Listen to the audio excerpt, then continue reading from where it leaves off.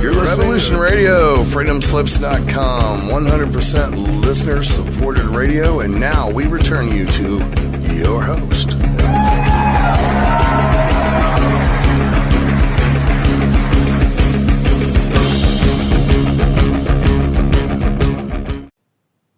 This is your host, Barbara Jean Lindsay, and you're listening to the Cosmic Oracle Show. It's Friday. It's July 14th, 2017, and we are coming to you live from Los Angeles area. Welcome, welcome. It's good to be here. My air conditioning went out. It's 90 degrees in my house, but I have my daughter-in-law made this amazing contraption out of a ice chest. She put ice in it and salt, and then on the lid she flipped over a fan and cut out 3 circles in the side and put styrofoam cups. So that is how I am staying cool for the show tonight. So the mother of invention, I just love it. And so I want to thank her, and my show's dedicated to her this evening for keeping me cool. And so thank you for coming, and we'll all be cool together. And also we want to we have some amazing guests I'm really excited to share with you. Some friends of mine, I actually met them 3 years ago at Contact in the Desert, and we'll be bringing them on shortly, and that is James Clukey and Linda Clukey. But in the meantime, we'd like to introduce you to our wonderful producer. How you doing, Patrick? Patrick English. I'm fine, thank you, Barbara. How are you? A little hot, I see. Well, yeah. How's it there in Louisville? Louisiana. I mean, Louisiana. It's okay. I've got a big central unit that's seeing a lot of use. Oh, it's summertime, huh? My favorite time of the year is summertime. So that's when everything's blooming, the colors out, and there's so much love in the summertime. I just love it. So we'll be talking about love today too on our show. And before we get started on that, I would like to thank you, the listeners, that we really thank you for all of your donations in the past that have kept us here on Revolution Radio at freedomslips.com. We are the world's #1 listener-supported station. We're 100% listener-supported station. And we're here thanks to you and your generous support of all these years, going, I think, 6.5 years now. So you're a major part of our continued success at getting the truth out. And if you'd like to keep us on the air, then all you have to do, we make it really simple.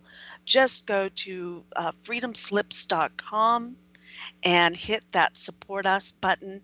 And there's a whole all sorts of different ways that you can give to keep us on the air. And where are we now in our monthly support donations, Patrick? Lo and behold, we've moved up to 1306, which at halfway through the month is right about where we need to be. Oh, that's fantastic. Our 2650 goal. Mm-hmm. And so, and the best way, one of the best ways to give is you can do a monthly support and join that. It's like a copper club, or where they take PayPal so much per month, $10 a month. It's less than a movie ticket, and it keeps everybody, because it's an all volunteer station here. I don't get paid for this. Patrick doesn't get paid. Nobody gets paid, but we're doing it because we feel like we want to share and not be encumbered by any type of anything, right? So it's about freedom. And so I love being a host here on the station, and hope we can do this for a much longer time. So without further ado, I do want to say that we will be taking calls as usual. I've been a psychic for 25 years now, and part of my giveaway, part of my service to humanity, part of my service work is I do and give readings to people on the air for free. So all you have to do is call in this number, 337-335 0085. That is our new call-in number. I hear, Patrick, that it is up and running, and so we're back in business to get calls in from people who would like psychic readings. And we'll be taking those calls in the top of the second hour after this interview with James and Linda. So you can call in, though, and get in the queue. But remember, when you do call in, that you are immediately on the air. So remember to mute yourself until we call you in to the show. So I'd really appreciate that. Part of the work that we've been doing on the show for 2.5 years now is we set it the space at sanctuary or at a safe haven for people to call in with their stories. And these are stories that maybe don't fit in the normal society, but it's getting more and more normal, I think, as we move forward and progress. But if you have had an experience, and an extraordinary experience with ET or with a UFO, or you had a sighting or a fairy or a Bigfoot or IA, whatever those experiences. And sometimes I've found, because it all started, how I got into this was I had an experience that just rocked my world, right? And so by me telling my story, not only did it help me, but it helped other people, because invariably they would say, you know what? This weird thing happened to me, and I've never told anybody about it. And then they would tell me their story. So one of the reasons why I really am excited about having James and Linda on is they have some extraordinary stories that they're going to share with you this evening. And so I'll tell you a little bit about their background to get us started. James Clukey, that's Clukey. He's a natural-born psychic, intuitive. He's an astrologer and an Akashic Records consultant. And he worked in the transportation field as a taxi driver. He was a bus driver for almost 30 years. So I'm sure he has some stories just about that, right? It was during this time in 1976 that James experienced an extraordinary event that opened him up to a whole new world of ET and UFO-related encounters. So much so that he wrote a book, which I had the pleasure of reading, and its title is Mysterious Encounters and Mystical Experiences, an autobiography by James Clukey. And so James will be talking to us today also about his study, where he studied the Kabbalah, where it pertains to the meaning and sound vibrations in a name. So that'll be interesting to discuss. And in 1981, James began to seriously study astrology. And in 2004, he wrote the Kabbalah of Numerals. It's a textbook for learning to read the meaning of names. So you'll have something in common with him, Patrick, because our producer, Patrick, is also an astrologer. So maybe we'll get them to talking a little bit about their astrology backgrounds. And then for the past 10 years, James has been the co-host and the assistant director for the San Diego UFO Society. And that's a volunteer position that explores and promotes our extraterrestrial connections. So James now is retired. He's concentrating on developing his crafts and art forms to supplement his retirement, as well as his psychic work. And he and his wife Linda are both very active and involved in their community, and they still remain interested in the communication with and about ETs as they try connecting with us. So you can meet up with James if you're in the San Diego area, because James and Linda, well, James is the meetup event co-host and assistant director for the San Diego UFO Society. And so if you're listening, Janie, I know you live in San Diego, so you have to meet up with these people and connect with them because you have called in and told your stories. So I'd love for you to meet up with James at the San Diego UFO Society, whose next meeting is Sunday, July 30th. So that's coming up Sunday, July 30th. Mark your calendars at the Joyce Beers Community Center in San Diego. And that's Joyce Beers, BEERS Community Center in San Diego. So interested parties can connect on meetup.com, and you go to Stargate 2012 and beyond and the San Diego UFO Society. So that's how you can meet James and talk to him in person about your stories. And without further ado, we're going to bring James on and his beautiful wife, Linda. How you doing, James and Linda? Great. Doing great. We're right here. The weather's Well, nice in San Diego. Yeah.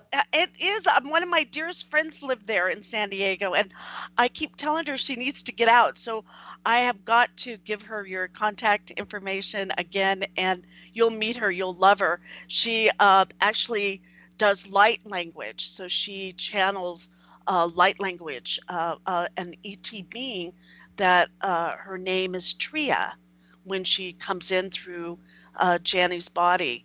And she does this beautiful light language and does these extraordinary healings with light and tone. So you'll love her. You'll just take her in. She'll be like family.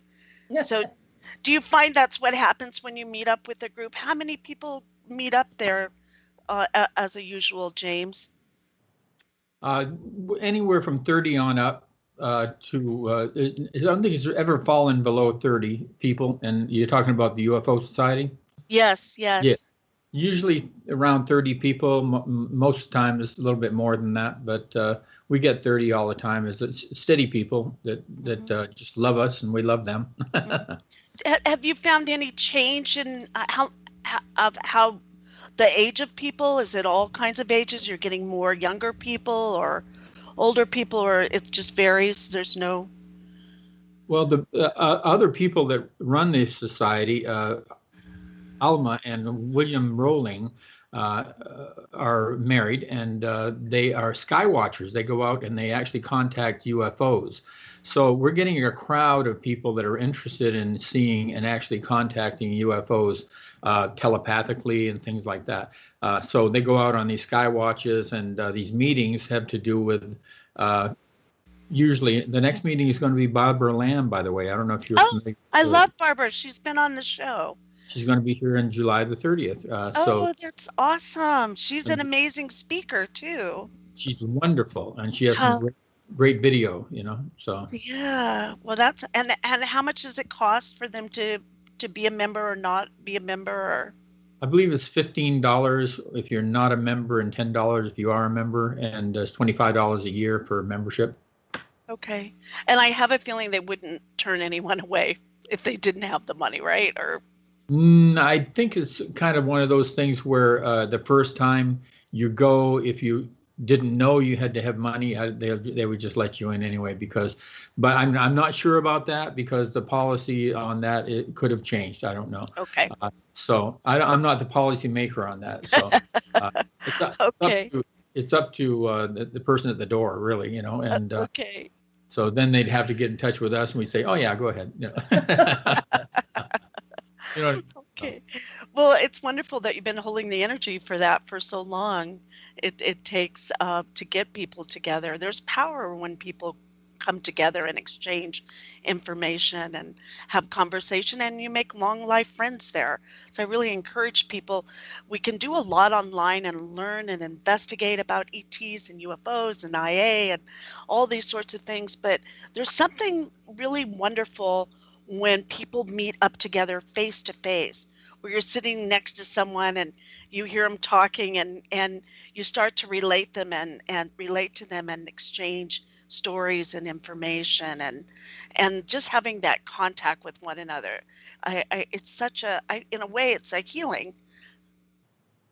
I'm with you. And it's like when, for instance, Barbara Lamb, if you see her in person, rather than seeing a video of her, you get the real Barbara, you know what I mean? Like talking to you, as a matter of fact, so you're getting the real Barbara right now. So yeah, both Barbaras. So Yeah, she's listen an out there, amazing you're getting lady. the real Barbara right now. Yeah. Well, let's talk then about how you got started in the uh, into this whole thing. I know each of us that have gotten into this sort of information, or where it becomes a passion, and it becomes something that you have to do it. You have no choice in it some way. That's how I feel about it when I first started. I go, what is this all about? What just happened? And so I don't know if that was like that for you, or could you tell us kind of your first event that kind of got you like, wow, there's something more than what I've been told.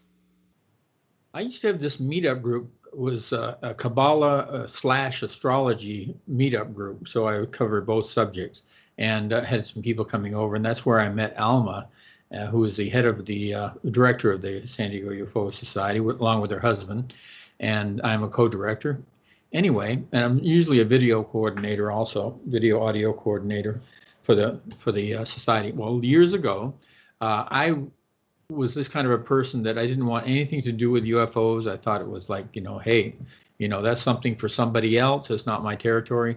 But then I had this experience in 1976 with this being in my cab. I was a cab driver, and that changed me. Really did, just like your experience changed you. I read about or I saw your video, YouTube. So it changed you, and also this experience changed me, so that I was more open-minded and to these types of things, and more receptive to incoming information. And that was the cab driving experience that I had years ago. Well, nothing ever happened with that until I actually Alma was one of the people that came over to one of my meetings, and she was just making connections. Basically, that's the reason she came over. That's her whole idea, is making connections out there and getting people to know about this stuff. So that's how I met her, and that's how I got back into and involved with, we'll say, UFOs and also ETs, and had other experiences also as time went on. So that's a short answer. And well, would you tell your story? Could you just start with what happened on that day? I was driving my cab when. Yes, well, okay. I was. There's a place called Horton Plaza in San Diego, and that's kind of a main thing on Broadway. And back then, it was actually not what it is now. It's now a big shopping center called Horton Plaza. But at that time, it was several different buildings, and a lot different than it is now. Anyway, so I was coming down in my taxi down 4th Avenue, and I saw that somebody was waving. Not really, they weren't even really waving. I just figured they're standing in a place where they might need a cab, so I'll pull in and see if they do. And sure enough, they did. It was an older black man that was standing there. And it was seemed to be a very nice fella. He got in the cab, he got in the front seat, and he right away told me where he wanted to go. And he was pretty inebriated, I could tell. But still, I wasn't going to deny him service or anything like that. I was just going to try to make the best of it. And so he offered me a swig of he took Jim Beam out of his pocket, and he offered me a swig, and I said, no, I'm sorry, I can't do that while I'm driving, but thank you very much anyway, so, and by that time I'd already got to know where he was going. He wanted to go to 32nd and Adams Avenue. And that was maybe, I'd say, I'm not sure about it, could be anywhere from 20 minutes to a half an hour ride away, depending on traffic and this, that, and the other thing. So we proceeded to go, and he showed me that he had money in his wallet, so that I wasn't worried about getting my money or anything like that. And then he was kind of like, on the way, he was kind of like nodding out. I could see that, but this voice yet was talking to me, and I'd look over, and I wouldn't see his lips moving, but yet the voice was there, and so I knew there was something else happening besides just him talking to me, Well, to make that it long. that must have been scary at first, or I knew It was I would say it was disconcerting. You know, what happens to me every time something like this happens is I'm perfectly normal, not really, I don't get excited. It's just par for the course as far as I'm concerned. It's when it's over with, you know. I gotta ask. Was it, you know? was it his voice? Well, it was not really, his voice was a little different. You know, this was a deeper voice, like I'm getting some kind of entity or something like that, you know, kind of voice. In other words, it was it was a feeling that you could almost feel the voice. And so actually then it's when I figured, when I didn't see his lips moving, I'm saying, how am I talking to this guy? Because I'm talking with my lips. And he's answering me back, you know, or asking questions, and I'm answering him back. So, had you ever had that happen to you before? No, that's never happened to me before. So actually, he's the one that told me that he was talking to me telepathically, and so I knew what telepathic meant. I didn't know how it functioned or how it worked, you know. And basically, it's a very strong, powerful thought process. So I didn't even have to move my lips either. He was reading my thoughts. Wow. Then that goes really fast, right? The communication's fast. It does, you know, and like I said, we had 20 to 30 minutes to go to this 30-second anatoms all the time. We were talking to each other. And he basically, the reason he wanted to talk to me is he wanted information about the state of humanity, you know, because I'm a cab driver and I get a cross section of not just America, but I get a cross section of humanity coming in from other countries also. And so I get a cross section of everybody that gets in my cab. And so I should know, you know, more about it than some people. We'll put it that way. You know? Yeah, it seems like a logical deduction, right? Well, that's what I'm thinking now. And at the time, I didn't know why this person wanted to talk to me. But I just wanted to be nice and answer the questions, and also have since I knew this was not of the normal range of things because of the way the conversation was going. I also actually wanted to ask this being questions also because it seemed like he was claiming to know, you know, about my tract, you know. And I asked him, what is a tract? And he says, well, there's concentric circles that are surrounding you, your aura, and they're going out in concentric circles. If you could picture throwing a stone in a pond, and then you see the impressions of the circles that stone makes as it's going out, you know, into in other words, it's making these reverberations. And that's what I'm reading in you. And it's basically your history. And it's also what could be happening to you in the future, but not necessarily because the future you can change all the time.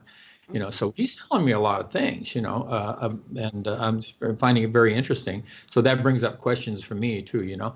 And his question was basically what I thought about the state of humanity. And I thought, well, you know, the basic thing that I told him that I thought was a problem with humanity and would be for quite some time is the fact that there's a lot of prejudice going on, you know, and that causes hate, discontent, and wars, and, you know, a lot of criminal action, and you know, and a lot of violence. And his reply was, yes. He says, this is one thing we have considered. He says, why do you think prejudice is the source of all that? I said, well, because people don't understand why other people have to be a little different and all this kind of stuff. And he was trying to get more information out of me about that. And I was just saying, he said, who do you think is prejudice? And I was telling him all the prejudice that I had encountered, you know, in my lifetime, not as a person that I am, but as what I saw going on around me, such as, you know, the racial prejudice, and you name different types of prejudice. A cab driver sees it all, you know.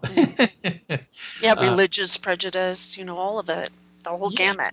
Yes, they see it all, and if they're not the kind of a person who can deal with all that energy, then they're not going to make it as a cab driver, you know. In other words, if you're working with the public, you've got to be able to accept a lot of things. And so that was interesting anyway, how that worked out. Is there anything else you'd like to know about that? But that's quite a story. It is, as it goes on for quite a while.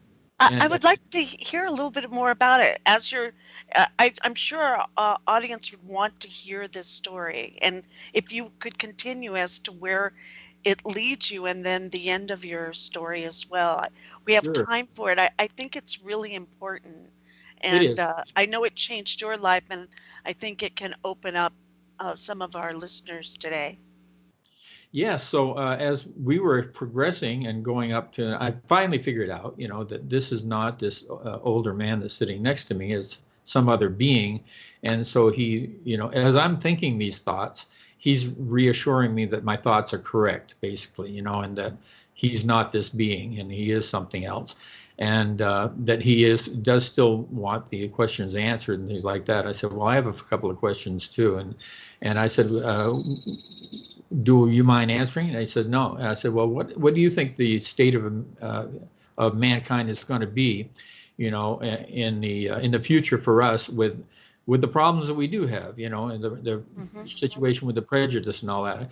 He said, well, I thought we sent people here to take care of that. And I said, what do you mean? I said, well, there's people like Buddha, there's people like Christ and all that kind of stuff that are supposed to have taken care of this situation with prejudice and all that. I said, well, it didn't work. Whatever you ever sent, it didn't work. They didn't take care of it because it's still here. And I said, it's ingrained within the human, psyche. It's ingrained with the human thing that this is going to be happening anyway because of the fact of the, and I brought it back to a Kabbalistic thing, which he understood. For some reason, he understood the Kabbalah. And I said the number 3, for instance, is a number of wonderful, genuine kindness and love and compassion and all that kind of, but it's also at the same time conducive to narrow-mindedness. And narrow-mindedness is where you're going to get your prejudice from, because anything outside of the scope of that individual, they're going to feel odd and they're going to feel alienated. And when human nature feels alienated, they're going to rebel, or they're going to either accept it without any further ado, or they're going to reject it and become even militant about this situation. And it's a very common thing for humans to be like that because they're tribal instincts. It's tribal instinct number 3. So I went into all that, and he understood that, but he didn't understand why that there's our saviors and our great philosophers that have come here didn't take care of it because they were supposed to. And I said, well, it's just the energy of the human situation that you really can't change. And so that was interesting. And but then he was asking me questions and I was trying to answer them to the best of my ability. I can't remember what the other questions were, but that was a very interesting one and one that really led the whole conversation to where we were going.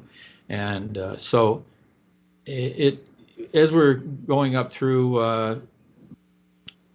I wish I could remember more right now at this point in time, but I haven't really dwelt on that subject in quite a while. But that was the basic premise of most of the thing of what he got out of me. Now, I did ask him, as I told you, I did ask him, okay, well, we'll say 50 years from now, what do you think the future of the human race is going to be? And this is the answer he gave me. It's very interesting.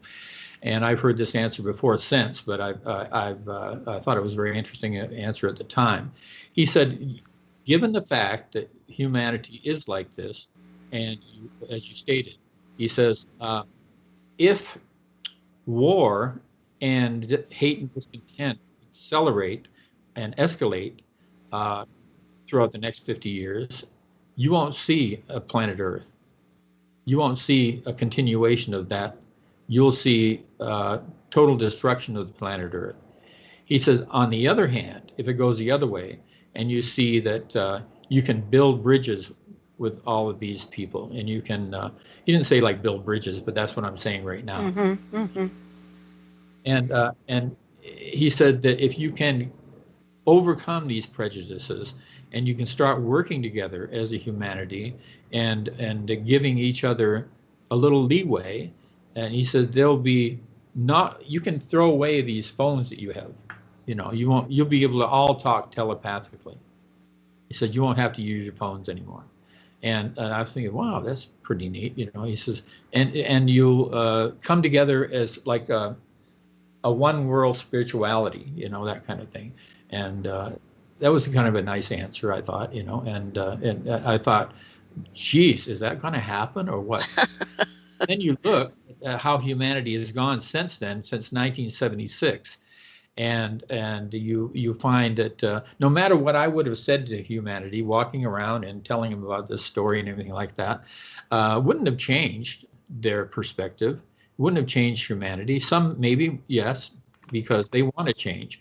But the ones that don't want to change, they don't want to change. Then they still think this guy over here is uglier than this other guy over here. You know what I mean? That's not going to change them, because you're not going to be able to change them, because that's ingrained in their psychology and their whole way of their thinking. So I was thinking, anyway, I've seen how it's gone since then, and you have too, and we've all seen how it's gone. We saw a lot of military, we saw a lot of war, we saw a lot of aggression, a lot of escalation, not to the point where we're all going to destroy ourselves. Thank God for that. And that's why I come in and saying thank God for just about everything, because that's without the power of prayer and without the power of, keeping it together in that respect. And I think a lot of people, when they get together in mass and start praying for something to happen politically and in every other sense of the word, then things do start changing, and that's one thing I've learned since then. It has nothing to do with my meeting back then, except for the fact that is the future, and that's the way I've come down to thinking. And a lot of people are on the same page with me there. I think that's something that's very necessary, is the power of prayer.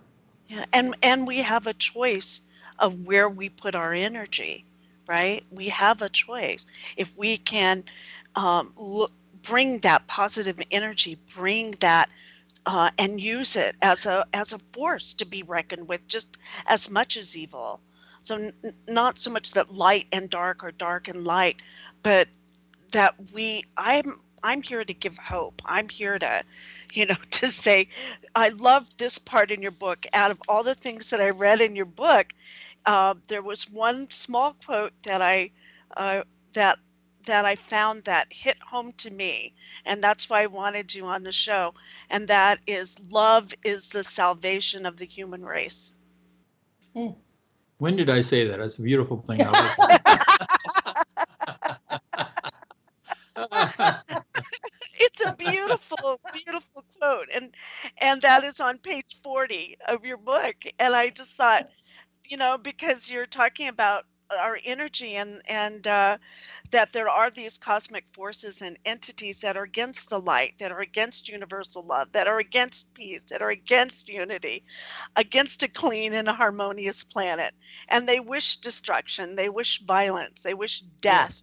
They wish wars, they wish division, they wish hatred, they wish blood conquering, This is their energy, and they live off that energy from the humans of this earth. So we do have protection in our faith. We do have protection when we come together. We do have protection when we come together and pray. We do have protection when we come together and meditate. And where love is the salvation of the human race. And I haven't given up. I'm not giving up. I'll never give up. Well, you can see that working, with the people that are in the same page as you are. It's working.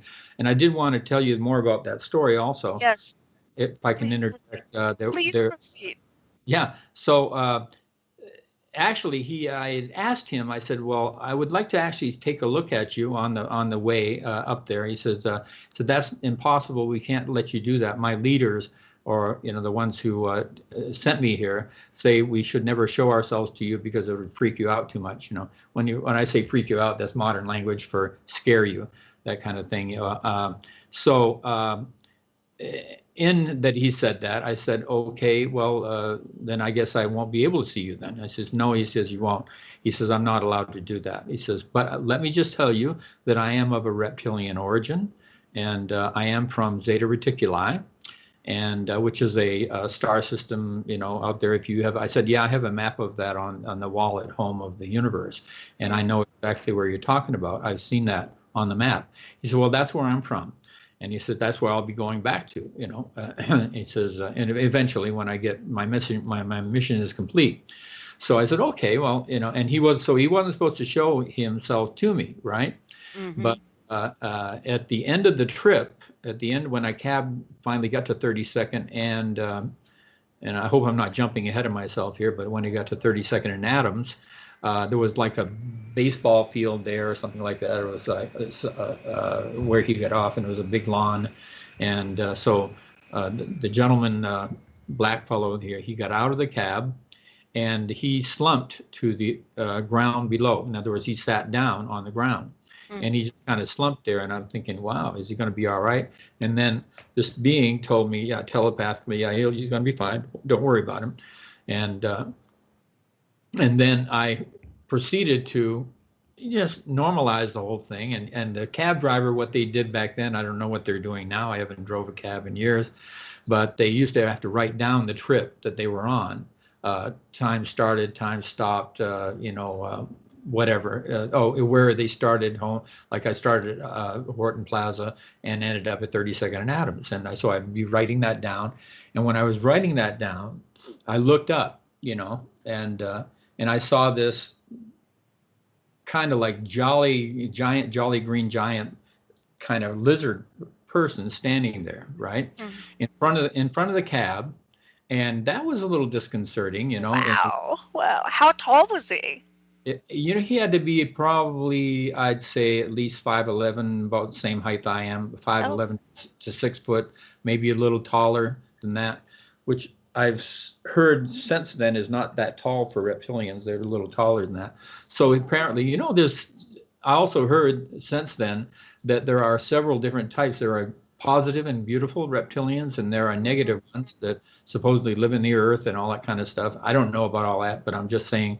I've heard that as well. I'm thinking he's one of the positive ones, because of everything that transpired was kind of positive, I think. I think so too. So anyway, I saw him, right? And then this is the part that's hard for people to believe, but they've seen enough Star Trek and they've seen enough of all these shows on TV to know that that's all theatrical and all that kind of stuff, right? That's what they think. But a big blue ray of light came down and he disintegrated into that light, In the amount of time it took me to look at him, I believe to this day, that what really happened is they had to make him, or he had to make himself visible so that they could actually see him, so they could pick him up with this ray, Oh, that makes sense. Yeah. That I feel to this day happened, that he was looking straight at me, and I was looking. Can I ask you what his eyes look like? What his teeth look like? Could you describe his body more? Was he in a jumpsuit, or was he what was he wearing? What did his hands look like? His mouth was not open. I was only really seeing, because the cab cuts off quite a bit of the figure, right? The front of the cab. And I'm looking out the window of the cab.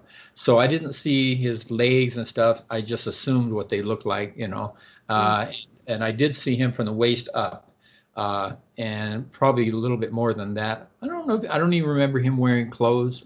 I put clothes on him in the pictures that I drew. I put those clothes on him because I didn't want him to be naked. And yeah, he has a picture on page 20 of your book of this. That was your cosmic friend that you met. Yeah. So I put pants on him, and I, only because I didn't know really what he looked like there, because the cab was taking part of that up anyway. So, but yet I did see this, and he wasn't really opening his mouth, but I did see that his, he had reptilian eyes, and which were kind of yellowish tone to him. His skin was it was all scaly, and it was all like you picture either an alligator or a lizard or whatever, looking like, only he was big and tall and humanoid and very muscular and very powerful looking. And in your picture, your photo, he has more like claw hands. Would that be? Yes, he does. He has claws on his hands, and he had 5 fingers. Do you know? Do you remember? Yeah, it looked normal. It looked normal like human hands. I didn't really concentrate on that much. Oh, I was looking at his face. I was trying to get some kind of thought process working, but it was all happened so fast that he wasn't sure. doing anything, and nothing happened. It just came that blue light, which I thought, you see the rays on Star Trek and all these kind of things as being white rays or translucent rays come down. This was actually a blue ray, and I thought that's very interesting. It was actually the color blue. Like the color blue you see on the E on your computer screen, for electronic, whatever it means, emails or electronics or whatever. I'm not sure what it is, but it's pretty color blue anyway. So that and then he disintegrated into the light, and that was it. And I'll tell you what, right after that is when I finally realized, what had happened. And until then, it was all a matter of just dealing with a regular passenger, and that kind of thing. And then I realized, and then I became awash in sweat, And then so I came in that night. I didn't want to stay out too long after that because it was such an experience that just took a lot out of me, Well, and to acclimate all that information and all that change, because your whole world will never be the same. So down here we have Mexican aliens and stuff like that. Of course, they get in the cabs all the time, And so I was coming in, and I went to this guy named Cal or something. He ran the office at the taxi company, and I'm just awash of sweat still. I'm looking white as a sheet, probably. I don't know, but anyway, it's nightfall, and I'm coming in, and he says, "So how you do today?" I said, "Yeah, it was a real experience." And he says, "What do you mean by that?" I said, "Well, I had an alien in my cab." And he says, "Oh, hell, we get those all the time." He says, "Don't let it I said, okay, thanks. And I just left. I wasn't about to explain the whole thing to him. Oh yeah. Because the mundane mind was not going to be acceptant. Anyway, I had a feeling, so. Yeah. Yeah. So What an extraordinary experience. And I know that some people who have contact like this, is it like, I know it's over 41 years ago, but is it like it just happened yesterday in a way? Is it so etched in your mind that way pretty much, or do you not think about it? I would say so. Yeah, I would say so. Yeah. And, when people ask me questions about it, it brings up more information usually. And I know that's the great thing about telling your story, right? Because you're still connecting dots. You're still 41 years later putting the puzzle pieces together. And sometimes it comes, in a someone might call on the station and say, "Hey, that happened to me," and or however it comes together. It's interesting how you learn about yourself and your experience through other people's stories and asking you questions. So you don't have all the answers. I don't know if we ever will, but you're certainly going to keep up the good effort, right? Now, there was a case that I was on that happened to me. We'll put it that way. Not a case I was on, but it was a case that happened to me. And Barbara Lamb was involved, actually, because I went to see her, and she gave me a choice of all the experiences that I had, to go ahead and pick one of them that I thought was the big changeover, the one that was so mysterious that I couldn't explain it myself.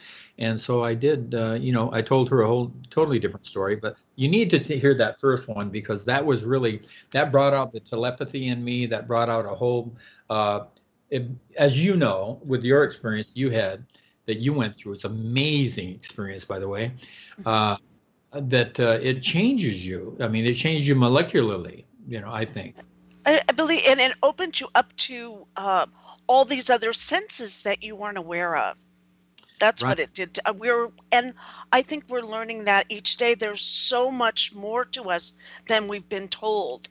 We are amazing, and I don't mean that in a out there way, but in this amazing way that we have so much to us that we're learning about. In the next 20 years, we're going to just see how wonderful and how amazing we were this whole time and just weren't aware of it. So I feel like we're just kind of getting turned on in some ways, to our abilities that we have that have been covered up. And so, if you could tell briefly that story, the one that you told Barbara you went through a hypnotherapy session with Barbara Lamb, right? Is that the Yeah. one you want to talk about? And for our listeners, he has many, many stories. So that happens a lot with people who have contact, that they have the one initial, and then they'll have several during their lifetime, and it just becomes a way of life, like, oh yeah, that's just my ET friend coming over and checking out what I'm having for breakfast, so Right. it becomes just a way of life that you're aware. It's aware of being aware of these amazing entities and beings that are trying to help us and trying to communicate with us. And I mean, some aren't, but for the majority of cases that we have that call into the show and my friends, it's pretty positive. So yeah, whichever story you want to talk about, we have about 15 minutes here to do it. So, or 10 minutes, I think, Okay. before we take a break. And then Okay. at the top of the hour, we'll get Linda's story as well. Okay. Well, All right. and we'd have to tell that real quickly. But what happened is that I was a bus driver also in like some 22 years of one company I retired from, and then I drove for other companies also. But in this one company that I drove for, I was driving the right Route 30, and this person, a lady, got on my bus, and she went to sit back of me. Well, somehow or another, this lady intrigued me. I don't know why, but she was wearing sunglasses and all that kind of stuff. And I looked back in the rear view mirror at her, right? And so I'm looking back there, and I'm just seeing, and she's looking at me, and then the next thing you know, she wants to get off the bus, right? So to make a long story short, I saw her 2 or 3 times on my bus, and most times on the Route 30. And so, and each time I learned a little bit more about her, and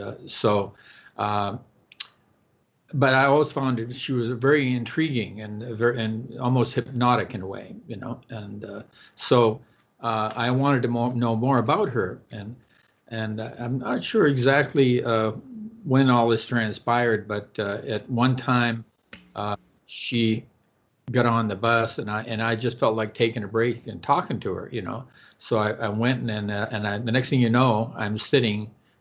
Boom. The next thing you know, I'm sitting in one of the passenger seats back there, and she is getting up and getting off the bus. And I'm trying to make this long story shorter. And so as I see her, I'm sending her a telepathic thought saying, you're kind of different, aren't you? And she said, yes. And then she doesn't have sunglasses on then, and her eyes are all black. There's no white in her eyes at all. Mm. And then I see her eyes coming down, the bottom lid of her eye just drops. And so you see like a much larger eye there, And then she also has an arm that she's extended. And from the elbow that we have to the wrist, she has another juncture in the middle of that, exactly in the middle of that. She's bending like she would her elbow, right? And I'm thinking, oh my God, are you okay? That she thought she broke her arm, And she says, no, this is the way I am. This is the way I'm built, And in that way, she didn't say it in that exact words, but she says, no, she's fine, in other words, right? And I'm thinking, wow, okay, that's disconcerting, but I suppose it's okay. And then as she gets out, she's like putting her legs, like that's when I knew that she was some kind of a strange being, because her legs all of a sudden had turned into these praying mantis type shaped legs that go, where the elbow, looking at your legs, they bend backwards, right, at the knee, right? Mm-hmm. Well, these were forward, to a certain extent. The knee went the other way, and that's how praying mantises, Oh, I see the picture now. Yes. That's how they walk, Mm-hmm. And so she was showing me how she walked also. She was sending me these messages, and with her physicality, and I'm wondering, what is this all about? This is why I went to Barbara, and so the next thing you know, and jumping back into my driver's seat. And she got off the bus, and I'm looking around to see where she went. Boom, she disappeared. I couldn't see her. It was all happening that fast. Oh, one thing that happened, though, is while she was on the bus and she was getting off the bus, I looked back at my passengers, right, to see if they were seeing the same thing that I was seeing. And they were frozen in time. They were frozen in time. Yeah, and that was my question: is everyone else seeing this or just you? Yeah, and so in other words, if they were frozen in time, they were not seeing her movement. They were not seeing everything I was seeing, right?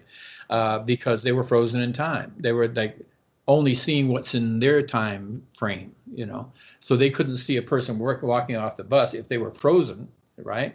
Right. So I brought this up to Barbara Lamb, and Barbara said, in quite a few cases, I'm not saying that this is what happened in your case, but there's quite a few cases, and this is what I think happened, she said, is that this being speeded you up and in time. And so you could see it.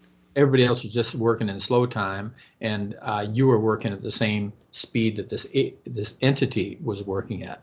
And this has happened time and time again in a lot of my readings, she said. So that's what I think happened. And I think that's very, very plausible as far as I'm concerned. So you have an ability to do that. That's an ability, right? Well, that you can tune into. She said the entity gave me that ability. That it doesn't come to me normally. In other words, just like telepathy, a lot of times doesn't come to humanity normally. It has to be induced, in a sense. So this was induced, she said, or she thought she was. That's what she thought anyway. But I don't know. I have had some strange things happen to me in my life. So I mean, I have a. So anyway, that was the basic story. I could tell you a lot more about it, but that would be just let the people read about that if they want to get my book and stuff like that, because I know you have to get out there soon. Yeah, no, it's a great story, and you have a great picture of her too in your book that you show her on the bus and what her hands look like and what her legs look like, and so after a while you were just. And from if I remember right, you also saw her several times after that. It wasn't just one initial meeting with her. Well, I saw her get off she was trying to get off somebody else's bus, right? And I was walking. I was on break, and that guy wanted to go on break, and he was having problems with her. Well, anybody in the mundane world is going to have problems with aliens if they don't understand their energy, And it seems the guy acclimated to it very easily, and he didn't. He's like an ex-Marine that was like possibly couldn't accept anything of it. So anyway, I helped her off the bus, and as soon as I took her hand, and when her hand went and held mine as I'm trying to, like you help a lady off the bus, right? It was like a joy buzzer went off in my hand. An electrical charge went through my hand and up into my body, and I'm thinking, wow, oh, wow. And, I said, okay, I'm ready. So, I got her off the bus. She said she was all burned up by this guy. She was really, this guy was really pushing buttons on this alien. And of course, she was pushing buttons on him right back. And she was about to put him in 360 degrees from where he's at in another dimension, but I didn't want to mention that to him, But anyway, and I could feel that energy. So she said, well, this gentleman here and all that kind of stuff. And she talked to me telepathically. And I said, well, I'm sorry that had to happen to you, ma'am, and all that kind of stuff. And so she went her way and all this kind of stuff. And so about a week later, he asked me in the office, he says, I got to talk to you about that. What about that lady on the bus? I said, you wouldn't believe me if I told you, And he says, no, I want to know. And I said, I'm not going to tell you because you wouldn't believe me. I guarantee you wouldn't believe me. And he says, oh, well, hell with you then, and he walked off. And and it kept bugging him. So about a week later, he hit me up again. He says, I got to know what that lady was all about. What was going on with that lady? I said, I told you wouldn't believe me if I told you. I'll believe you. I said, okay, she was an alien from space. He says, bullshit, Excuse my language, but that's what he said, So I said, I told you wouldn't believe me. Wow. That's the reaction you get from these individuals who can't accept that kind of stuff. See? Yeah, but Even by just you being who you are and accepting it, then it allows other people to be able to accept it and have these stories and sit them alongside all of their stories, all of our listeners that are listening in, and all the people that go to your San Diego Society as well, UFO Society. We all have all these amazing stories, and it's really good if when we share like this, because we all learn about the entities. I love what Barbara Lamb said, that that um, that she had seen that before, and that uh, they had speeded up in time, and that the entity gave you that ability, and it's pretty amazing, and and it makes sense. It makes sense. I know we have had some film. We'll talk about that after the break too, about time and space in a video with orbs, and I love your YouTube video on the orbs that you found at your house as well, and talking about orbs and orbs of light and spheres of light. So that's a whole nother, kind of a pattern that we can talk about as far as an entity too. It doesn't have to. They come in all shapes and sizes and forms, and they can come in all sorts of. I mean, we're open to it, right? So.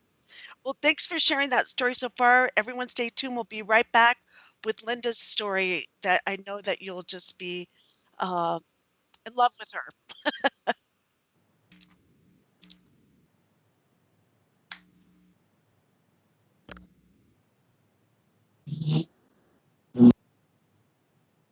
This is your host, Barbara Jean Lindsay, and welcome back to the Cosmic Oracle Show. Thanks for tuning in, and we want to thank you for listening and being supportive of freedomslips.com Revolution Radio. We're here only by your generous support, so please give generously and dig deep and find that donate button and donate. And the way you do that, you just go to freedomslips.com, push the donate button and donate $5 or $10, whatever feels comfortable for you. Even $1 counts. And because if we all come together with $5 or $10, then we can keep us on the air. We've been doing it for 6.5 years. We'd love to stay on the air, and it's really up to you. So it's an all volunteer station, and we have a lot of freedom to talk about whatever subject we want here, and we're here because of you. So thank you for your generosity in the past, and thank you for your generosity in the future, and for every $100 donation, you will receive the gift of the Jumbo Seed Package, and that's with a non-GMO and no hybrid seeds that are fresh and ready for planting, and you can put them in the freezer. They'll last for a very long time, and so go to freedomslips.com, find that support button, and Barbara?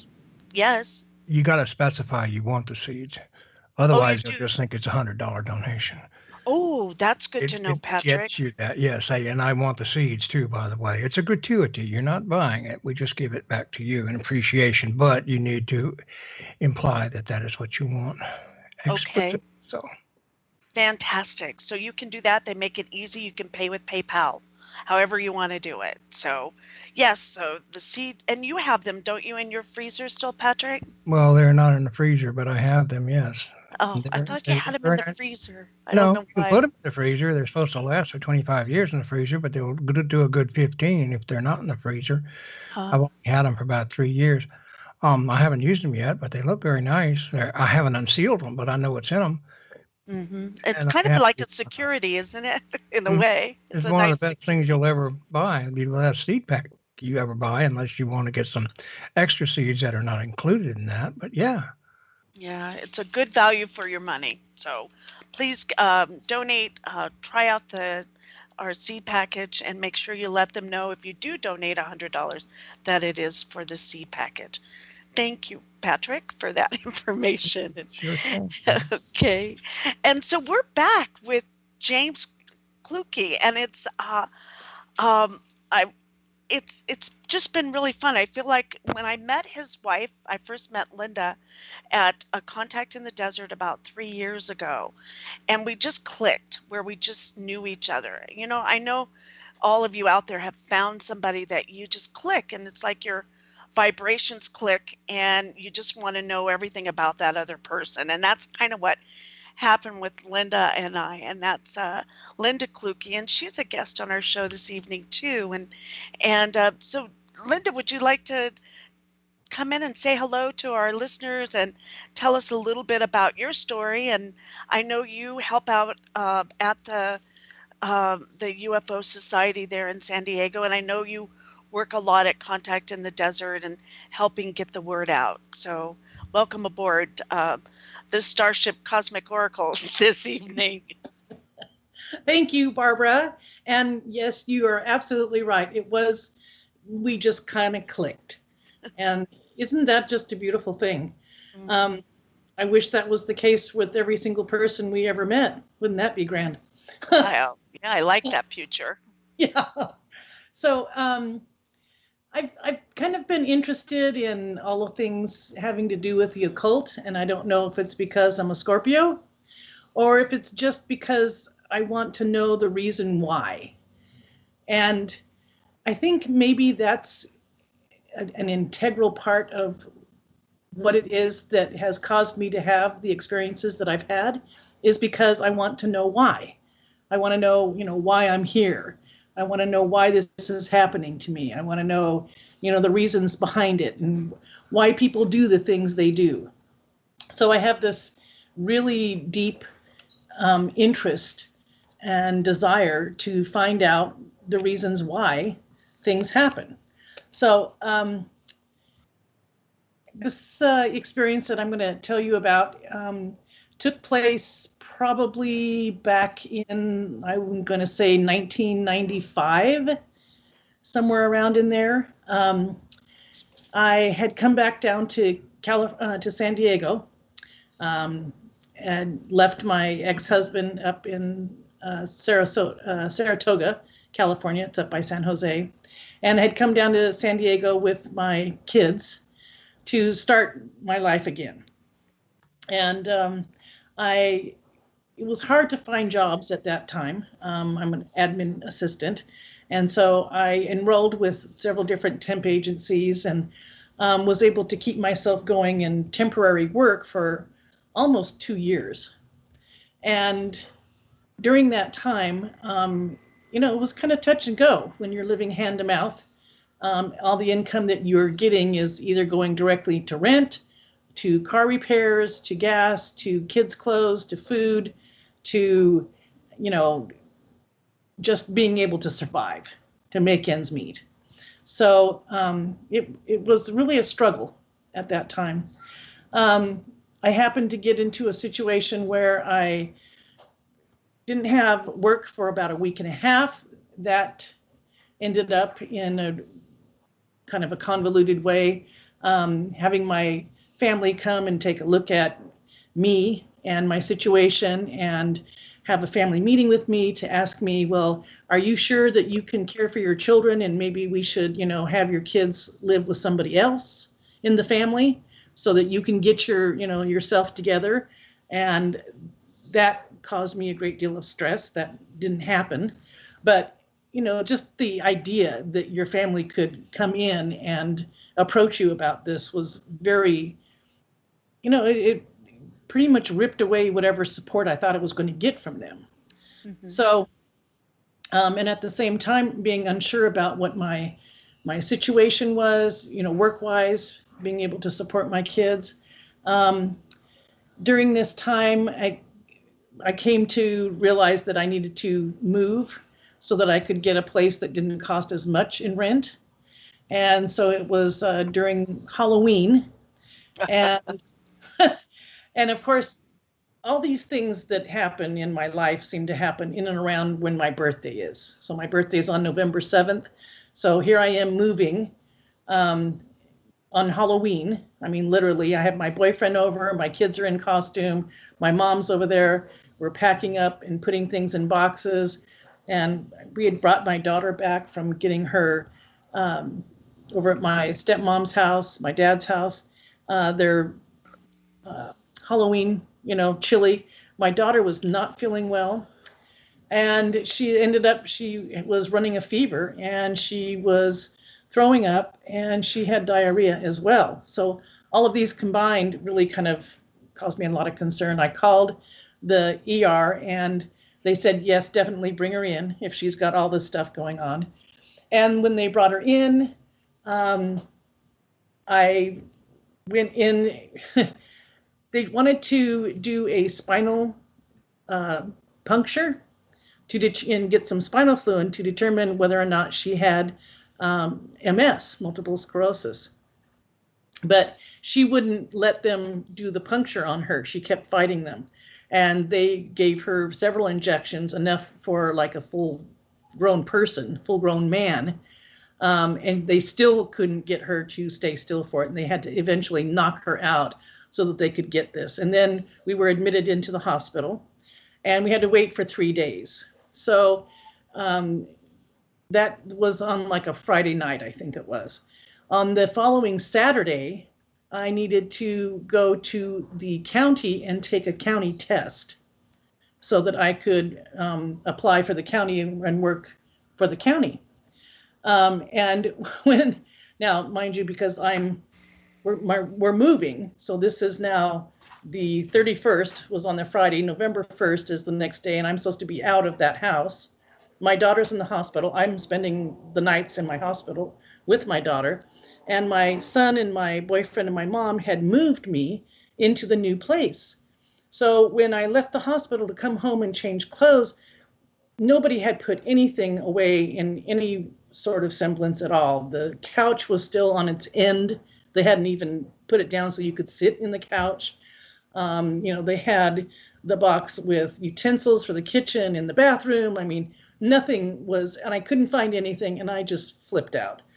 And eventually my mom and I I could get showered and changed and get some clothes and go to my testing that I needed to do. And then I was back at the hospital again. Well, it turns out she had salmonella poisoning, and we were able to bring her back with the hospital. It was an MS, which was good. But I was still just so totally stressed. I mean, all of these things happening. And after that, then I'm still in a slump. I'm in this deep, deep depression. All of this that was happening, I ended up getting very sick. And basically, I think it was the dark night of the soul for me. And I remember having a fever and being very ill and having a dream. And the dream that I had, usually what happens to me is I have very vivid dreams. I mean, they are so detailed. It's like I'm there. The dream I had was that I was riding a bus. And at the time I was riding a bus because my car had been stolen. So I'm riding a bus, and as I'm sitting there, a light being comes in and sits down. And when I say a light being, this is kind of like in the movie Cocoon, when they take off their human skins, you see their body and it's just filled with light, right? Mm-hmm. And here's this light being sitting across from me on the bus. And I'm talking to it telepathically, and this being asks me if I want to go. Am I ready? And at first I kind of played dumb and said, ready for what? And this being waited until I could, kind of put two and two together. And it dawned on me that what he was asking, or what she was asking, was I ready to leave the earth? I mean, I didn't want to live. I didn't want to be here. I really did not want to go through this struggle anymore. I was that down, that depressed. And as I'm thinking about what I'm being asked and considering whether or not I'm going to check out or not, I realized that if I checked out and I went with this being and I said, yes, I am ready, then I would have been taken away. I would have I would have gone. I would have left. Mm-hmm. And, one way or the other, I don't know how it would have happened on, in the awake state. But I decided, no, I wanted to stay. Fully realizing that was my choice that I was making. And I was being offered this opportunity. And when I woke from the dream, I felt a little bit better, knowing that, but again, not really having a lot of evidence of hope or that things were going to get better, that anything was, anything. Mm-hmm. So a couple of days had passed. I was still feeling, I was getting better, and I was still feeling a little bit, not real hopeful in the emotion of despair, pretty much.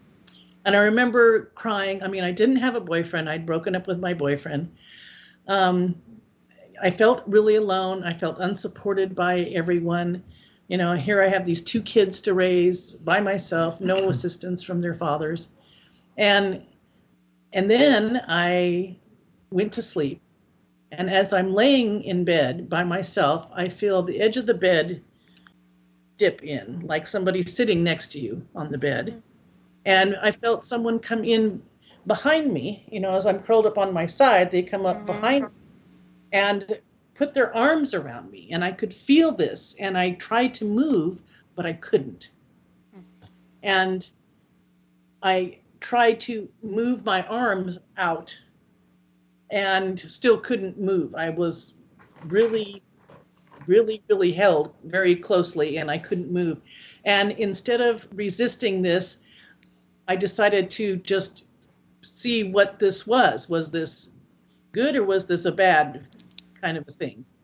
And as I explored that with my feelings, I decided that it wasn't a bad thing. I was being held, I was being comforted. And so I relaxed and I fell into the embrace. And indeed it was comfort. It was, all of the feelings that said, you are here, we care about you, you are supported, you are loved, you are worthwhile, you are worthy, you are safe, and it's going to get better, it's going to be all right.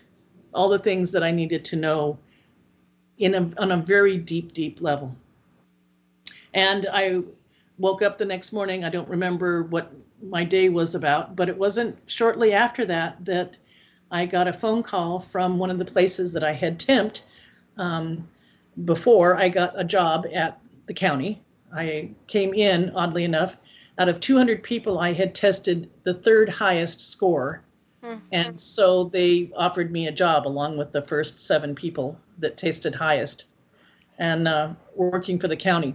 So I was working at the county at the time, but I get this other phone call saying, we want you to come back to the place that I had worked at before I got the job at the county where I had been temping. And they offered me a wage and a salary that was twice what I was getting at the county. And that, I was at that place for 22 years. So that was really, kind of a turning point. After that, things started really looking up, And so this energy that came was just in the darkest hour of need and your most trauma, your most down out, and you're just stressed to the max. And then that part of letting go into something new, you think something different, something, that could help carry you in a way. Oh, yeah, absolutely. I mean, I know that I have my guardian angels out there, and perhaps that's what that was, is my guardian angel coming and, giving me that physical comfort that I needed. At that point, a nurturing to be taken care of. I wasn't getting it from anybody else. Yeah. Well, sometimes we all need to be loved, right? Especially in a time that you were going through that, where you could have just checked out very easily. To have an entity or energy or a spirit but something other than a human, right? Come in and help you. Did you, and has that happened since then, or do you feel like it left any kind of a a resolution with you, or any kind of a sense of peace with you, or what was it that just still stays with you, or is it you need it at that time and then it left? I think after that, because I need to experience it personally in order for me to really get the information that I need from it. I don't do well with somebody telling me, oh, this is how this works, and then me saying, yeah, okay, great, then, Yeah, so if I'm it's like if you read about a UFO or ET, but when you have an experience, then that you can't, deeper, yeah, it goes deeper and you can't negate it, right? You just have to figure it out. So that convinced me. And I know that there is hope, no matter, how dim and low everything looks. There are those that are out there looking out for you. And I haven't ever felt that down or that abandoned since then. But it looks like you can use that for strength now, though, right? Whenever it goes there, you go, well, I have this these beings that have my back, right? Oh, yeah. Yeah. So in a way, you're not ever alone. We're never alone through this whole thing, and we've been told we were alone, and that's like a number one lie out there. Yes. That we were told at day one. Maybe not so much this new generation, but the baby boomer generation for sure. Yeah, we've been told a lie and shown an illusion. And the reality is that we are not ever, ever, ever alone. And all we need to do is just open up to, to receive that support.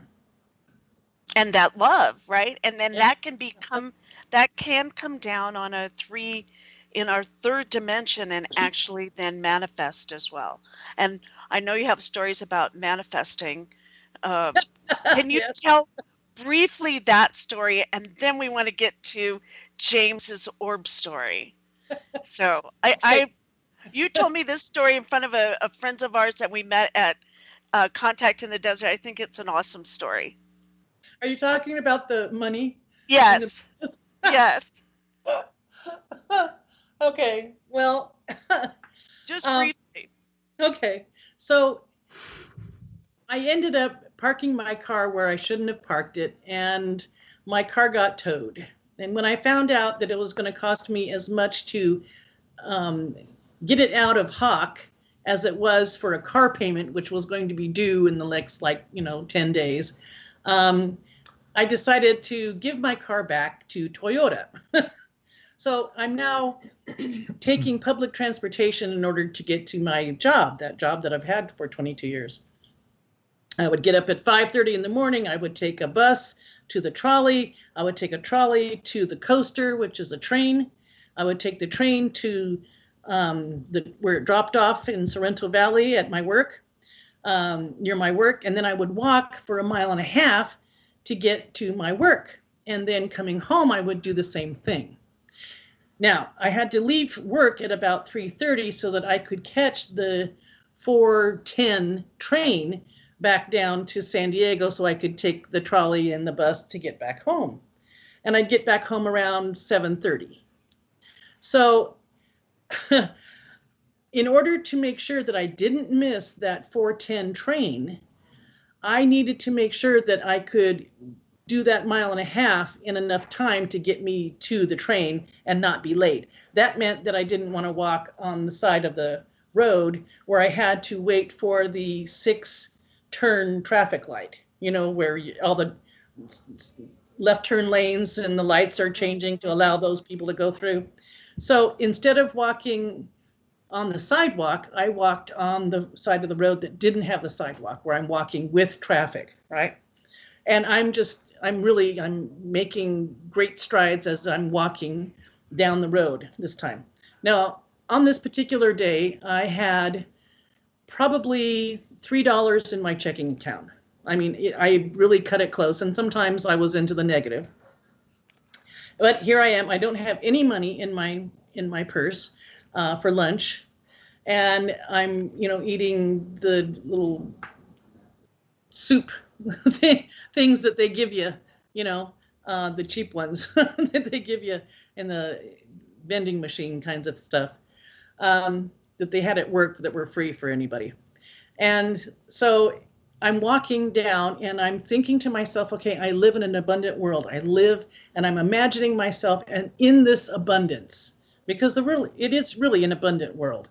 And we get into this thought of feeling of being in lack, and that's indeed what we manifest, is being in lack. So I'm trying to imagine and be in the abundance of it all, walking very quickly down this road. And I look over as I'm giving my gratitude and saying my blessings to, the trees and the grass and the birds and the lizards that I see as I'm walking along. And I look over in this bush and there's $20 stuck in this bush. And I'm like, oh, cool. Somebody, some, I don't know, landscaper, somebody, $20 flew out and stuck in this bush. Well, I grabbed the $20 and I said, thank you. Oh my gosh, thank you, thank you, thank you. And I'm blessing everything and thanking everything. And I go home and I don't mention anything about that because I have $20 and I'm just going to keep this $20 in case I really need it for something. So the next day I do the same kind of a thing. I wake up, I get the bus at 5 o'clock and I get the trolley and the train and finally get to work. And then I leave work and I'm coming back down the same road, the same way, saying thank you, thank you. And I'm thinking, God, wouldn't that be amazing if I got more money in that bush? That would be amazing. So I'm not thinking that that's really going to happen, but just the whole idea that I found $20 in a bush was just awesome. And sure enough, I look over and I look in the same bush. There's $40. There's two 20s sitting in this bush. And I'm like, whoa, this is amazing. Oh my God, I'm so happy. And I am just jumping. I'm thanking God. I'm praising the birds and the bushes and the trees and the cars and the road and the water and the sky. And I'm kind of looking at the sky thinking, well, where is this coming from? I mean, I'm half expecting there's going to be a suitcase that's going to drop down any minute. And it's going to be full of money because this is how they got stuck in the bush, right? So I'm thinking, okay, the next day I get up, I do the same thing. I'm coming back down and I'm looking over and in the bush, there's nothing in the bush. And I'm like, well, you know what? Twice in one day, $60, I'm good. That's great. Thank you very much. I take a few more steps. I look over in a different bush. There's $20. And I can't believe this is amazing. This is happening. This doesn't happen. Who does this happen to? So I'm just ecstatic, over the moon. I have not spent a dime of this money. It's still sitting in my purse at this time. And I'm just flabbergasted. How can this be? And truly, how is this money getting there? I mean, this is a busy street. There's bicyclists that are constantly driving, cycling by. And they don't see this money sitting in the bushes. And I'm thinking, maybe not. And how is it getting there? I have no idea. So then a couple months later, I went to a reading by this lady who does angel readings. And I asked her, could you tell me my angels tell me if they had anything to do, and before I even got out the words, she looks at me and she says, they're telling me no, that it was you, your higher self, who did that. That's how good of a manifester you are. Because I thought that it was an angel putting it there for me. One of my angels putting it there for me. And she's telling me no, I was manifesting that. So I love it. I love it.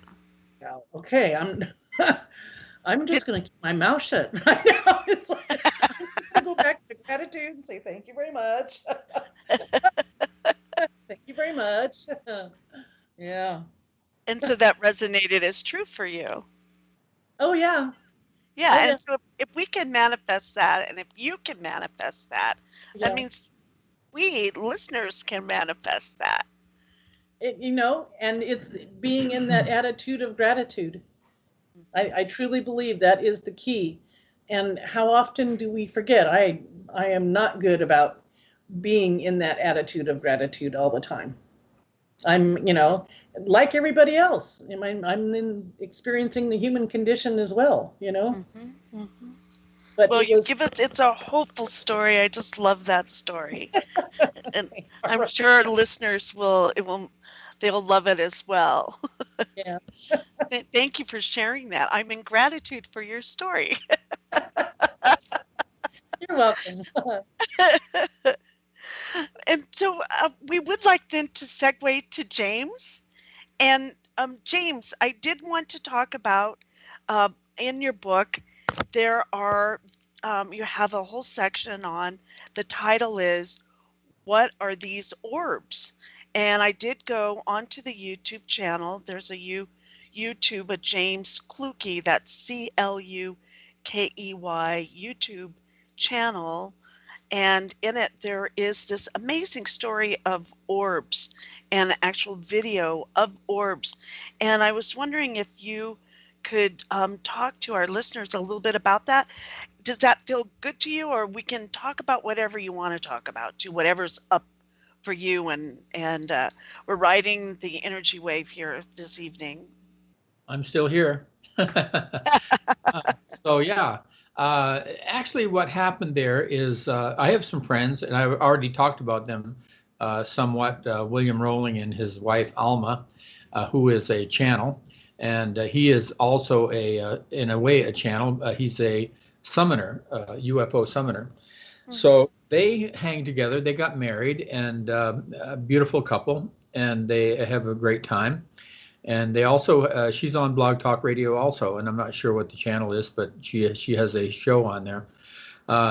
And so anyway, they came over to my house, and I had seen lots of pictures they had taken with their cell phone cameras, and they had these orbs in all these pictures, and it seems like these orbs are following them around. And so I was thinking, asking them, what are these orbs anyway? And they said, well, they're angelic beings that are actually looking, and when they talk about angelic, they just had the energy of angels, or the positive energy. In other words, it's not negative energy. So you won't find any negative energy in the orbs. You'll find, and so to make a long story short, she had this one picture where she had taken of herself in a Curlian photography, and and it has this orb behind her, and it's like a protective orb, and it has you can almost see the little angel in it. And that's in my book, by the way, the picture that I'm talking about of her. And I'm not sure what page it's on, but it's in there. And so I had an interest in orbs and things like that. So I said, well, when they were here, I knew they could photograph these things, because what they do is they take their cell phones and they put the flash on to stay on, right? So it doesn't just flash, it stays on. And that's how you capture orbs. For the audience out there, you might want to try that.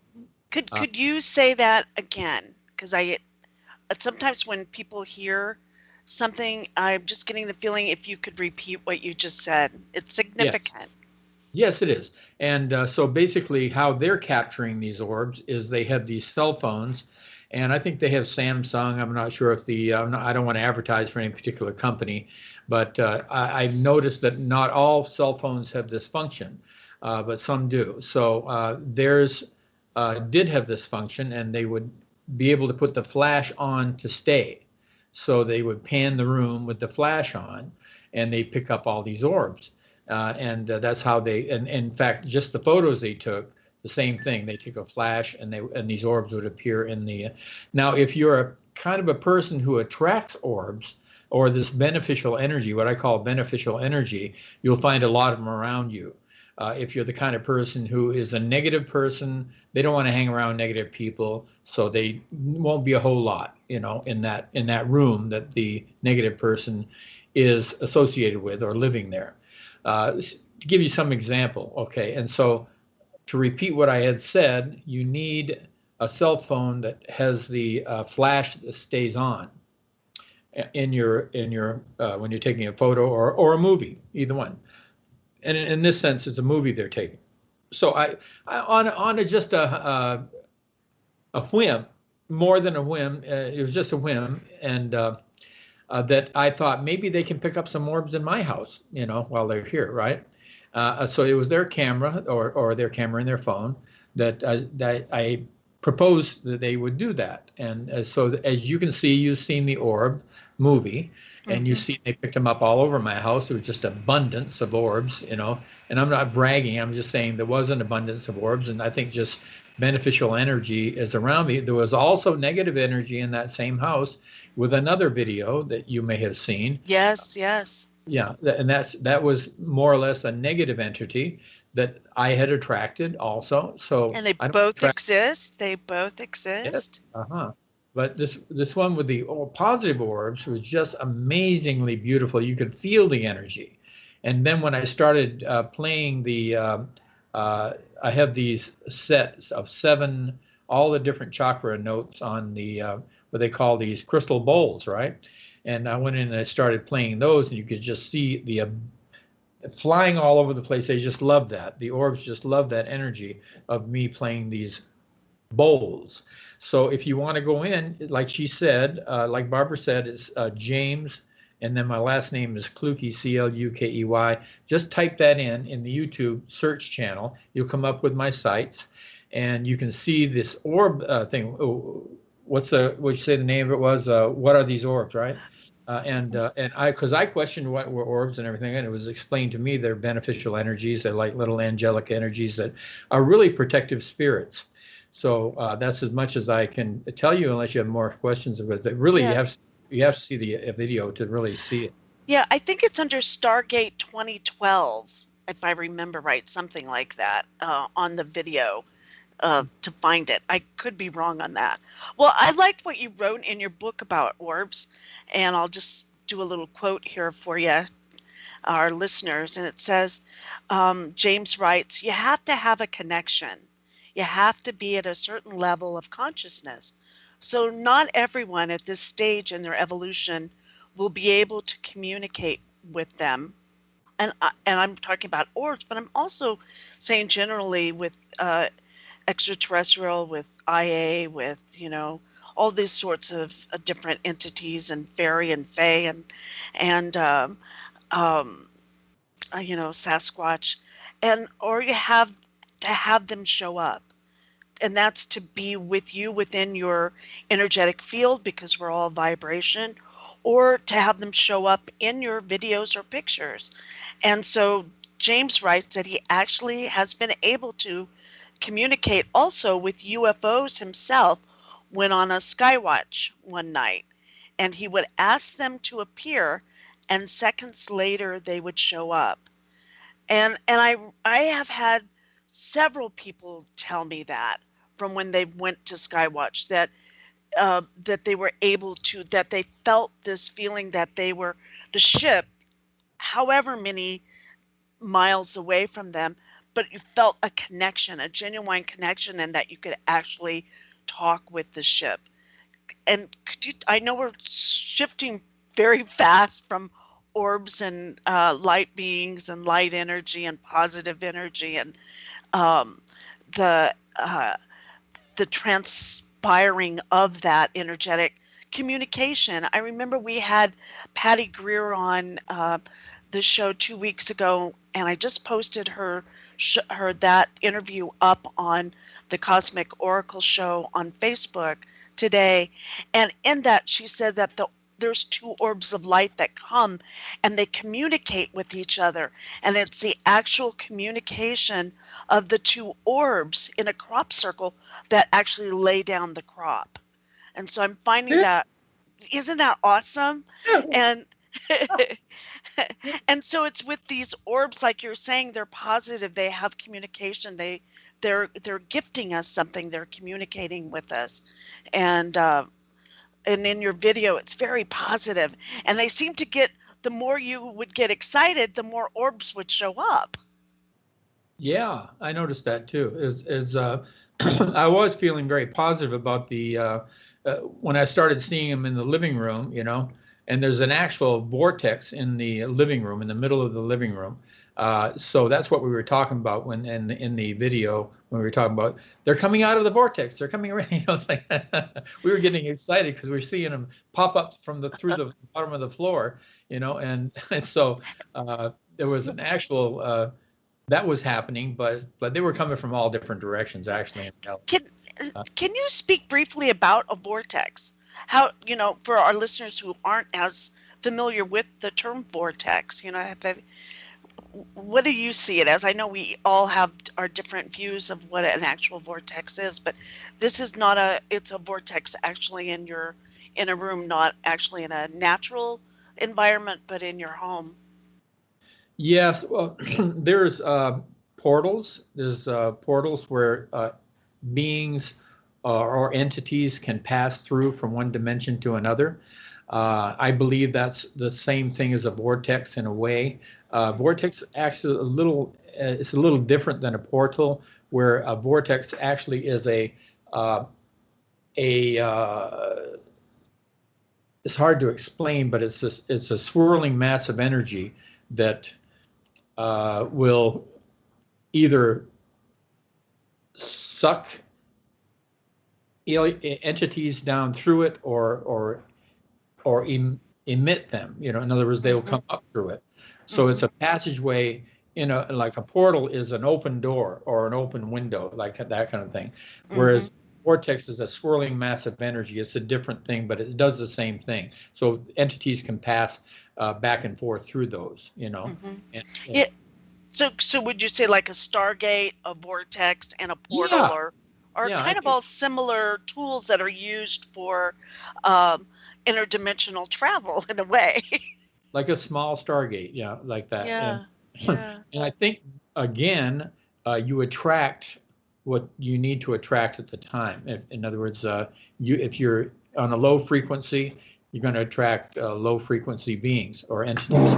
If you're a high frequency, you're going to attract high frequency. Now, the reason I know about all these frequencies is the Kabbalah. Kabbalah teaches you frequency. Everything is a sound vibrations. Everything is a frequency. Everything is on the level of vibrations. I learned all that when I was learning the Kabbalah. And so I've learned that everything is, in actuality, we're all living on frequencies. And we attract what we need to attract at the time. And I'm thinking along those. Does that answer your question? Yeah, that's perfect. And if our listeners, do you have a place that you'd like for them to go, or what are some good connections that if they're interested in Kabbalah, that you found, your resources? My book that I wrote is a textbook on how to read names, and so you learn about the state of vibrations. It's called the Kabbalah of Numerals, and you can get it on Amazon. Otherwise than that, if you want to learn more about the Kabbalah, there's a zillion books out there, and there is a lot of really good material. I would suggest that they want to read something that will really stimulate their spirituality. It's a book called God is a Verb by Rabbi Cooper. And I think that's a wonderful, wonderful thing to read, to explore the Kabbalah and all facets of the Kabbalah. My book just pertains to names and the energy behind the vibrations of sound in the names. So if you want to learn about that, of course, you can get my book. But if you want to learn about different facets of Kabbalah, how beautiful it is, and how it's such a beautiful instrument it can be, then I would say my suggestion would be, God is a verb. And see, they're telling you that God is not a noun, So they're telling you right off the bat, just with the name of the... I love that. I love that already. Yeah, they're saying God is an action word. That's what I'm seeing. When you're saying that, the next word is action. God is an action then. Yeah. And so it's not something that you can just place in the sky and say it's there. And it's alive, right? It's an creative principle. Yeah, which is beautiful. So read that book. I'm going to sell a lot of his books today. Well, that's good. We're all helping each other, right? Yes. We all come together and exchange ideas and information. That's what this is all about. And so we're really happy to have you on. And I was thinking, I don't know how difficult. Can you do like a 10-minute reading on someone's name? Maybe I brought my runes with me today. I could do a rune reading for somebody or something like that. Well, would you do one and for see, me? runes are letters also. They're the runic alphabet of Vikings. Awesome. If you would do one for me on the Cosmic Oracle show, that would be awesome. I would love that. I think our listeners would too. How much time we got? We have 10 minutes. 10 minutes. Okay. Well, let's do that then. And I'll just I'm rocking and rolling right here with the the runes, and I'm putting them in a circle, in an astrological circle, and I'm not really looking to see what I'm doing that much, but I'm finding that let's see, 1, 2, 3, 4, 5, 6, 7, 8, 9. I need three little more ones right here, and then I'll put the rest to the side because the most important ones that come out. And I will put one in the middle. So we got 3, 4, 5, 6, 7, 8, 9, 10, 11, 12. One goes in the middle. Okay, so what I'm going to do here is I'm going to read your an astrological rune reading, which means I'm just reading the runes in houses, basically. And I'm sure your friend will find this very interesting. If you're not, Patrick. He'll say, the guy's crazy. He's not. So there's not a lot you can say about you right now. Your physical body. The Norns, who are the goddesses of the runes, don't want me to know about that. They don't want me to know about your physical body, but within the next 2 weeks, you will get a message of some kind if you do another reading of some sort and get this more about your physical body, more about your personality, and more about how that's working. But it doesn't want to let me know right now. As far as your finances are going, that is really looking up. Your movable cash flow is going to increase. I can tell you that. And that's the rune of Fehu, which is the rune of wealth. It means cattle, movable sources of wealth. And that's in your second house, which is what we value anyway. And cash is going to pick up for you. That's what that's telling me. That's a nice thing to know. Yeah, I like that. Maybe I'll find $20 in the bush. Huh, Linda? Yeah, really. That is now in my energetic field, right? So absolutely. No, I'm not kidding you. I know. Yeah. So the third house is, I'm going around the houses here, and the third house is the two horses kissing. And of course, we know horses love to travel. They love to run. And so the two horses kissing in this sense is in your third house of everyday travel, meaning you're going to be doing a lot more traveling, possibly with a partner. Maybe your friend Patrick will be going traveling. I love to travel. It's my favorite thing. I want to travel all over. Well, you'll be doing a lot of it, and you'll be having fun doing it. And usually you'll be wanting to do it with a partner or somebody in the midst of whatever is going on. So if you had a question, I will get to the question sooner or later and tell you how that's going to be implemented. But right now, in your family affairs and around the house, in the fourth house area, you have what they call the prethro, which is the rune of the dice cup. And it shows you that's a kind of a toss-up. But usually I like to tell people that what's going on with them in their family situation, in their home where they live, is good luck is coming your way. That's what the dice cup means to me. So it's right now a toss-up of what's going on, but it looks like that's coming your way. So your fifth house of fun, adventure, and romance, and also and love affairs and all entertainment, things like that. There's a lot of accentuation on that right now. You have the sun there, the sun rune, which means it's Leo's a natural thing for the fifth house.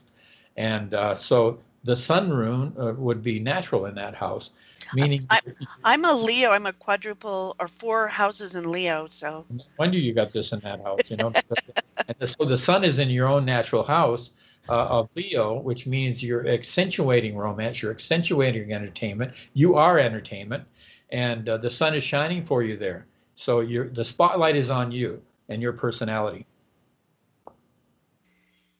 That's cool. Now we're going to the sixth house, which is Virgo's house. I show a little inflammation. I see a little inflammation going on because that's the rune of Mars is there. Mars was their god Tuz, his name was, and he is in the sixth house of health, showing there's an imbalance, and the imbalance is going towards inflammation. So if you have inflammation now, you probably will tonight before you go to bed, or you'll feel it, and Okay. I'm not trying to put that on you. No, I understand. I can hear that. I'm just saying there's fiery energy there, the Mars kind of energy. The best thing to do with that, Barbara, and I really like you, Barbara, I think you're a next person, is exercise, Oh, yeah, it's one of my favorite words, James. The reason I'm saying that is because that will sublimate the energy into a positive direction. All right, I will do that. I hear you. Thank you for that. All right. And now we're going to the house of relationships, partnerships, and your goals in that direction, and how people are working with you, or whether they're working with you or against you or whatever, There is a need. The rune need is in that house. And there is a need for you to get things going in that department. Like this kitty just got up on me and wants love right now. So there's a need for love with this kitty that's in my hands. So, and he won't go away unless you. Anyway, the rune need indicates there needs to be something done to balance your relationships. There needs to be some love put in there. In other words, like the Beatles said, the love we give is equal to the love we get. The love we get is equal to the love we get. They didn't say it exactly like that, but that was in one of their songs, And I've always felt that's true. So if we're responding and wanting love, we have to give love, and we have to give plenty of it, and then we'll get plenty of it back. And that's in your relationship. You have a relationship going right now that's going on. So I don't. I haven't had one for a while. So. Okay, well, the need shows you need a relationship. Then. That's what do I really don't? Okay, I'm hearing this. Thank you. I'm seeing this.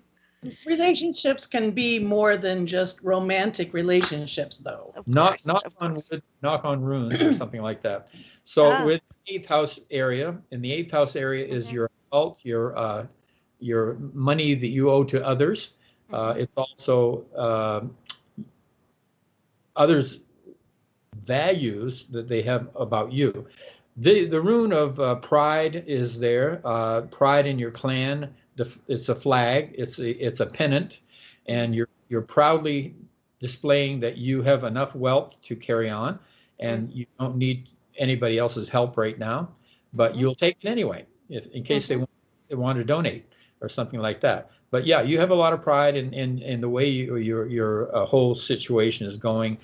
You don't owe a whole lot of money to other people, and you want to keep that going. You want to keep that stuff going. And it also indicates that you have pride in your occult abilities, and that your clan stands with you. When I say your clan stands with you, your family, the people you know as friends, they stand with you, understanding that part of you, understanding that you're very, very susceptible to come on to them anytime and say, hey, well, this is going on with you. I can see it right now. And they'll be accepting of that part of your nature. That's true. So the ninth house is higher education and also long distance travel and a lot of things like that. The rune that's in there is the rune of partnerships. It's a rune of marriage rune, they call it.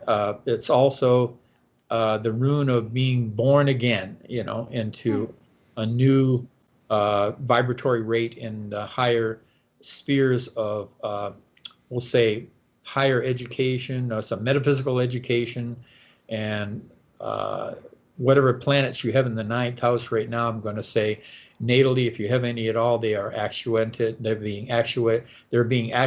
They're being moved. And I have no idea what your natal chart is, but I'm sure there's something going on there that is a bonding of souls, some kind of thing that's going to help you get your spiritual act together, because it's Yay! It feels like it's going up. It's just getting, it's like getting higher and higher. It's the house of the Brahman nature, and so the Brahman nature is the teacher, showing that you will go into partnership with somebody else in teaching them spiritual principles. Oh, cool. Yeah. Love is in your job. You love your job, and the rune of gift, which is in the rune of love, is in the house of professions, indicating you love what you're doing, and you there's a lot of love coming from the masses to you.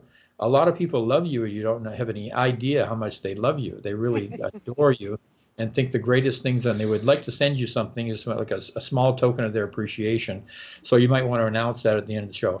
So, okay.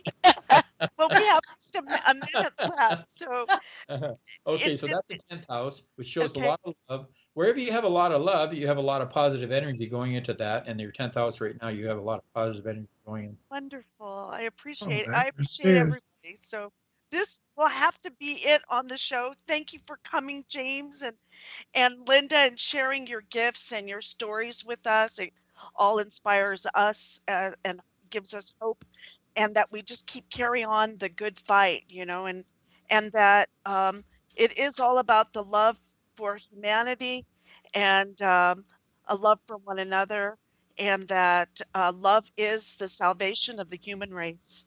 Yay. So thank you, everyone. And check out James's site on the video. Good night, all. Good night, all. Good night. Bye-bye. Patrick.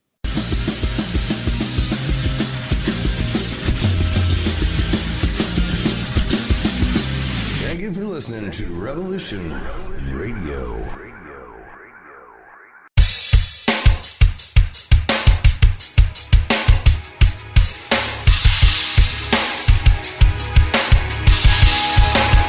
Enter into a world unseen on Raven Star's Witching Hour. You will encounter eclectic topics from the realm of spirit brought into our matrix of truth. With your host, the Solaris Blue Raven. Solaris will bring you an array of unique guests covering topics from ghostly spirits to amazing anomalies, covert technology, UFOs, and shadowy global events. And that's right here at Revolution Radio, freedomslips.com, Saturdays, midnight till 2 a.m. Eastern Time. Revolution Radio, where information never sleeps. Let the magic rise.